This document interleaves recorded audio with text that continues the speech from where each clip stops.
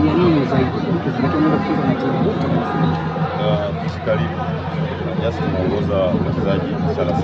Kila mchezaji anajitia na nafasi ya kutetea JKT na maisha yake.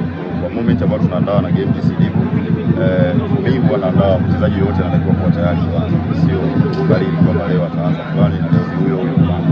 Kumbuka tunaongoza binadamu, sometimes inaweza kuwa hauko vizuri kwenye msimamo wa mwili, ama anaweza kuwa hayuko vizuri kiafya. So hatuingizi mchezaji kwa maana labda ni fashion, kwa sababu lazima tu acheze.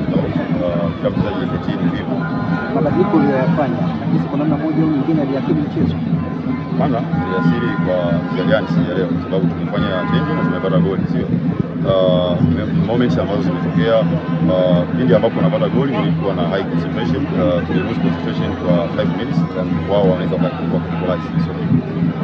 Kipindi cha kwanza mcheza vizuri zaidi, kipindi cha pili mnaonekana kubadilika. Nini shida ilikuwa mpaka mkaanza kubadilika kipindi cha pili?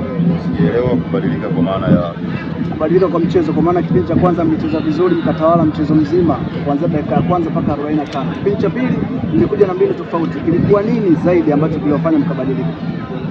Cha kwanza ni kuangalia strength ya opponent na weakness. Second half tuliona jinsi gani ambavyo tunaweza kupush na kuweza kupata goli. So kama tunacheza vizuri hapo tupate goli, nadhani kama kwa kuna maana.